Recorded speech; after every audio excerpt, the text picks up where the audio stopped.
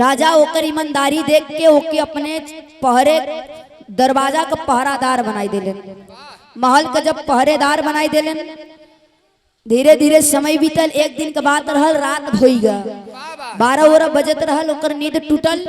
राजा रहन नाय और वो अपन महल में पैतरा लगावत रहल। तो वो देखेस का देखेस भैया, तेरी दिहल गए।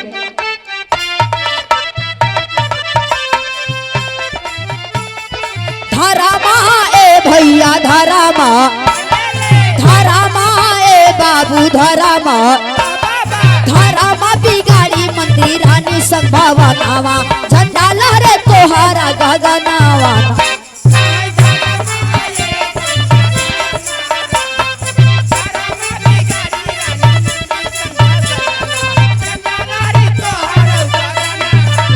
अरे झंडा लहरे तोहरे,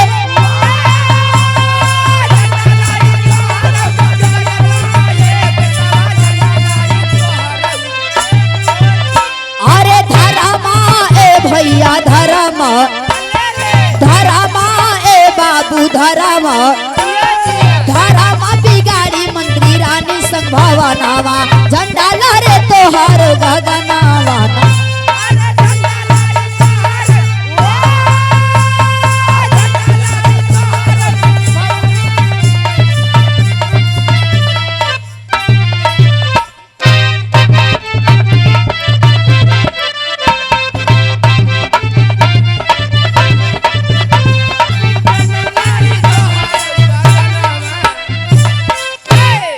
भैया धर्म बिगाड़ी रानी मंत्री संग भवनवा, झंडा लहरे तोहरो चहनवा।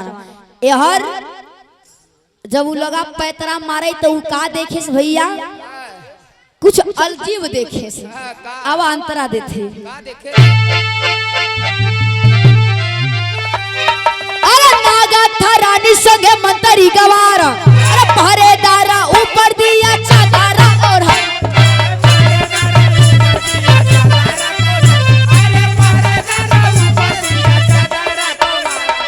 पहरेदार ए भैया पहरेदार, पहरेदार ए बाबू पहरेदार, पहरेदार ऊपर दिया चादरा ओढ़ाई, फिर खुली आँखा रानी गईलिन घबराई, बिगाड़ी ना कामाता बचे के। ए भैया यार जब वो पैतरा मारत रहा तू देखेस का कि रानी संगे मंत्री देवारी का दिया भारत रहा। बिना पर्द कजबरानी के संगे मंत्री के देखेस तो उ जवन गमछा लिए रहा अपन चदरा वही ले जाई के दोनों जने के ओढ़ाई दिए से। कुछ समय बाद नींद जब टूटल तो रानी घबराई गई कि आखिरी चदरा के ओढ़ाए से। तो चदरा देखिन तो कहीं जान गए कि पहरे दार रहा। अब रानी के करेजा धकधकाई लगा कि अब का हुई। तो रानी का कलिन बाबू आवत तेरी धर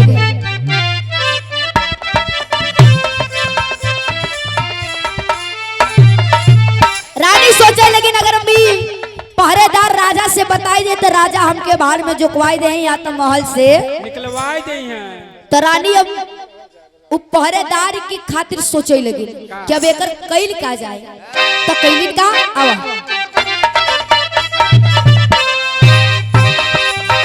अरे भारी ए भैया भारी भारी ए बाबू भारी भारी एक उपाय रखलिन मालिन के समानावा झंडा लहरी तोहर जहनावा।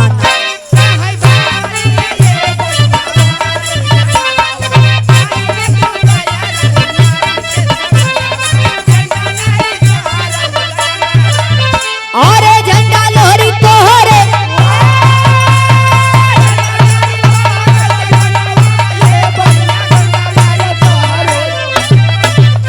अरे भारी ए भैया भारिया भारिया ए बाबू भारिया भारी एक उपाय रखलिन मालिन के समानावा झंडा लोहरी तोहरे गगनावा।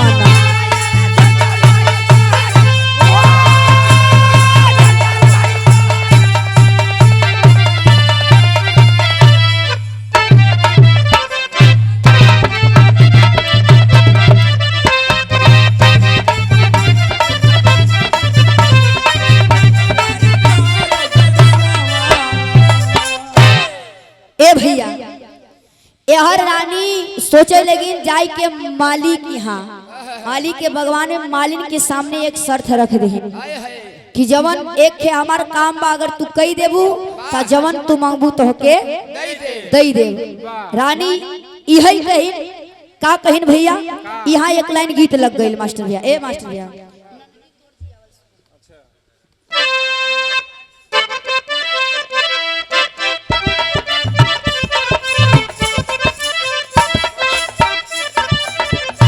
अरे नाना दी तो राजिया वाला सुगाना नाना दी तो राजिया वाला सुगाना हम के गारी हो दिहाल सिना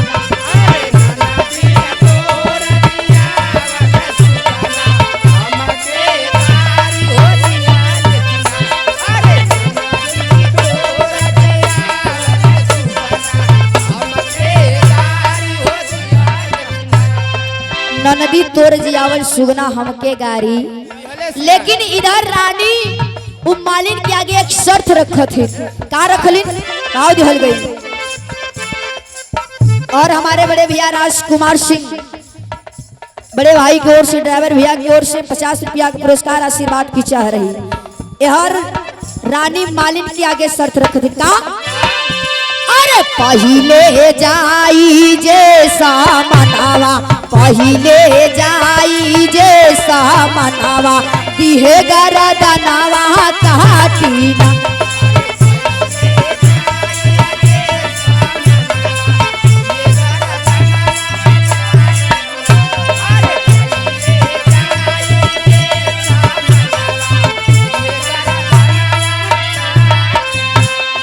रानी कहे कि पहिले जाई जे समनवा दिहू गरदनवा और का करे अरे दूसरे से भेजी हा गरदनावा दूसरे से भेजी हा गरदनावा हरी सु मनावा पाटीना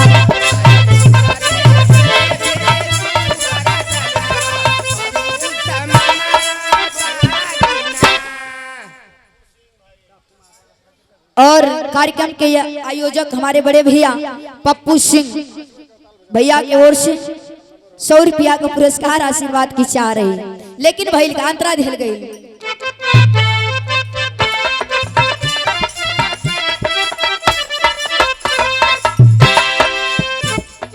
अब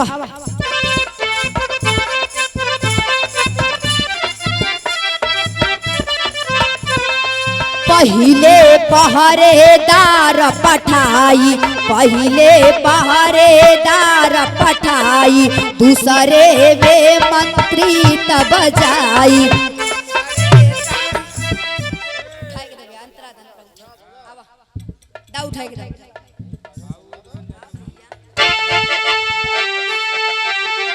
अरे पहिले पहरेदार पठाई अरे दूसरी बार पतरी जाई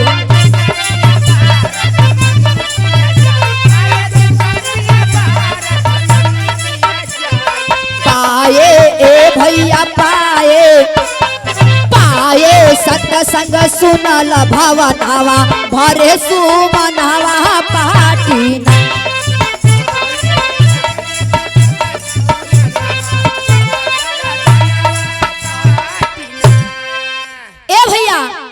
पहली बार रानी पहरेदार के भेजन की चल जा मालिन के यहाँ से माला फूल ले आवा मालिकिन का बात मतलब रानी के बात मान के पहरेदार जब चलल कुछ दूर गई तो देखे कि बगलिया रोडवा के एक घर बनल रहल वही में सत्संग होत रहल शिव गुरु का पूजा होत रहल तो के साधु बाबा का बात याद आ गई कि कहीं देखा सत्संग होत रहे तो बैठ के 10 मिनट 5 मिनट वहाँ जरूर समय दे लिया समय दे दिया जाय के वही औरतन के बीच मनैन के बीच बैठ गई जब बैठल तो भुलाई गल कि रानी हमके फूल माला लिया बदे भेजे हैं अब काफी समय बीत गई जब एक घंटा बीतल तो रानी मंत्री के भेजे कि जा मालिन अपन काम कही दिए हुई तू माला फूल के संगे लई के आवा जब मंत्री पहुंचन तब ले उठाई के मालिन मारिन गर्दन ये लिखे आएगा। वाह जब गर्दन लिखे आएगा डोली एकदम बढ़िया सा सजाई के फूल टोकरी में रख दीन। जब एक सत्संग खत्म भइल तो मंत्री तो खत्म हो गए, लेकिन रानी के बात याद आएगा कि रानी तो हमके माला फूल बदे भेजे रहे, हम तो भुलाई गए। तब दौड़ के गल तब मालिन वही टोकरी उठाई के दई दी। जब टोकरी पाए लई के आई भैया कहीं रानी, जब रानी देखिन पहरेदार के तो घबराई गई, कहीं अरे तो जिंदा बा, ई तो उल्टा पलटा हो गया, लागत मंत्री खत्म हो गया। तब भइल का भैया अंतरा दी।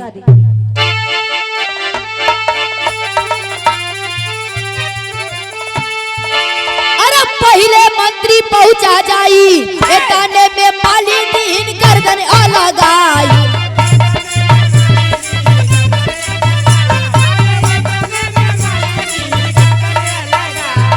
एताने ए भैया एताने एताने ए बाबू एताने एताने में मालिनी गर्दन अलग आई। रखली डलिया नावा में बीच सजाई, लेके चला पहरेदार महला में।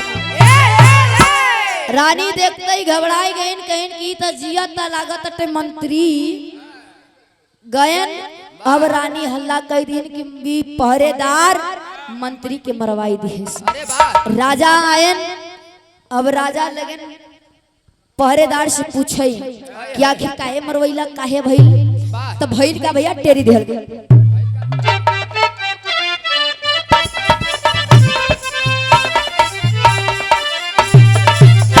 अरे वाह जीव ए भैया वाह जीव, वाह जीव ए बाबू वाह जीव, वाजिब कैले महला में कातिल बई मनावा। झंडा लहरी तोहरे गगनवा।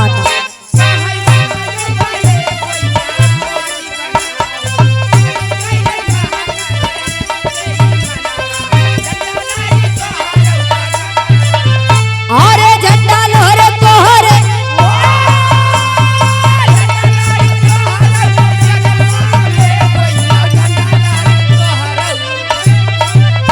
अरे वाजिब ए भैया वाजिब, वाजिब ए बाबू वाजिब, वाजिब कैले महला में कातिल बई मनावा।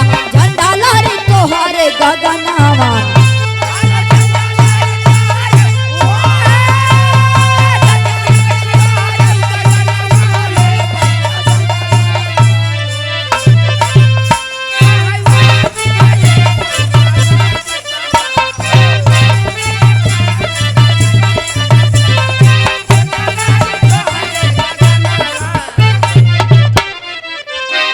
वाजिब कैले महला में कातिल बेईमानवा। झंडा लहरी तोहरे।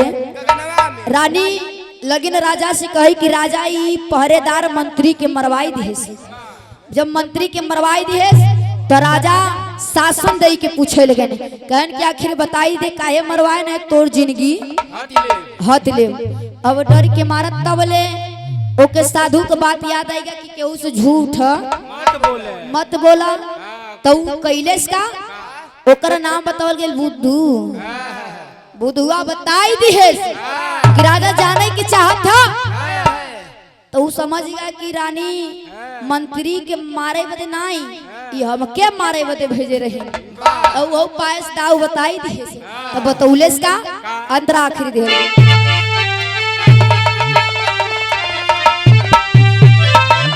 अरे शासन दे के बुद्धू से तब कब लोइले, अरे खासा बुद्धू सारा तब भेजिया बताइले।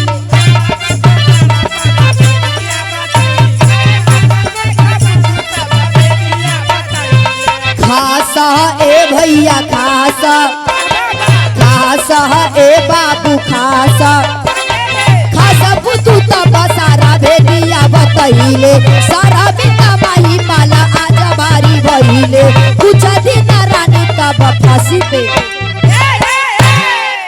बुद्धू केस राजा ऐसन बात बा कि मंत्री रानी हमके मारे बदे भेजे रहे। कहा कि उस पंडित जी का बात हमके याद आई जा रहा, सरसंग लगा रहा, हम वहीं बैठ के सुनई लगा। तब रानी का बात सुन के जब बुधुआ का बात राजा सुनन तो पूछे लेकिन आखिर काहे बदे काहे रानी तो के मारे बदे भेजिया। तो बुधुआ बताया ऐसन बात बा जब तू घरे ना आई रहा तो हई रानी तोहार मंत्री के संगे चरपाई पे चौपाई पड़त रहे।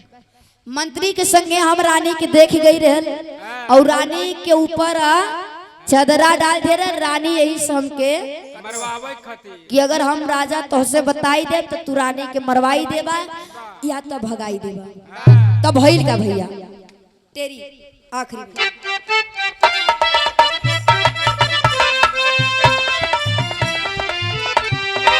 इतना बात सुन के राजा बुधुआ का बात सुन के शर्मिंदा हो गए।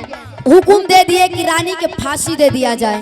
भैया रानी की फांसी हो गई और इधर बुधुआ का ईमानदारी देख के राजा के आधा राज्य पाट दे दिलन। खुशी खुशी बुधुआ अपन जिंदगी बितावता रानी चली गई। अब पैतरा बदल गई।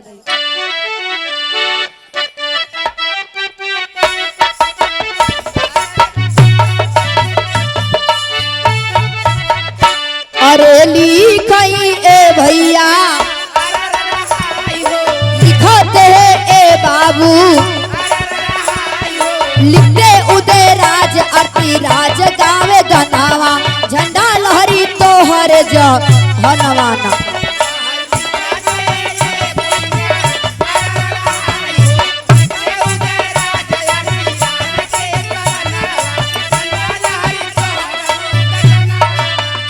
अरे झंडा लहरी तोहरे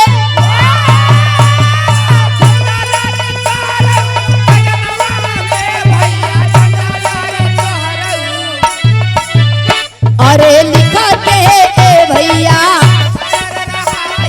लिखते ए बाबू लिखते उदय राज आरती राज गावे गनावा झंडा लहरी तोहरे गनावा।